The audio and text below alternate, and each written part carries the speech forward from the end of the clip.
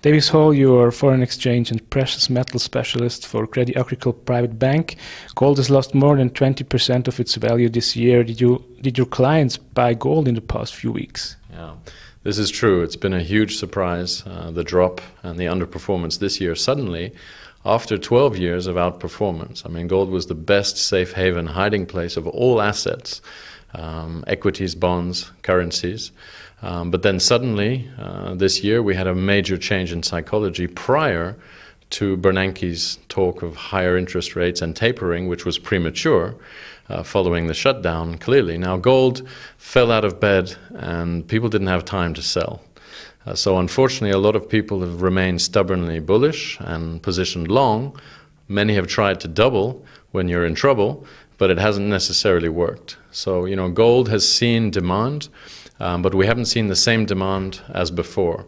So clients want to remain positive, but gold has to fight the inevitable normalization of monetary policy, which will come in the US, we think, by April next year, albeit delayed, but the US will print less as the months ahead come. So where do you expect the gold price to go in the next few months?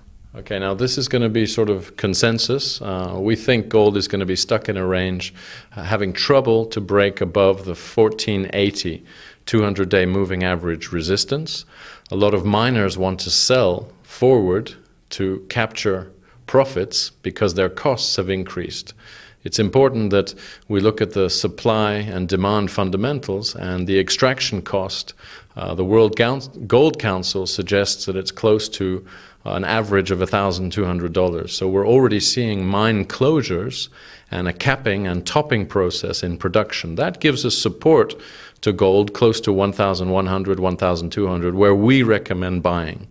However, the top side is going to be limited because the opportunity cost is increasing as US bond yields increase. And we think US bond yields next year could move above 3 once again. And that puts the opportunity cost of holding gold at a pretty high cost. And we think investors are going to lose appetite. Gold's not acting as a safe haven the way it should.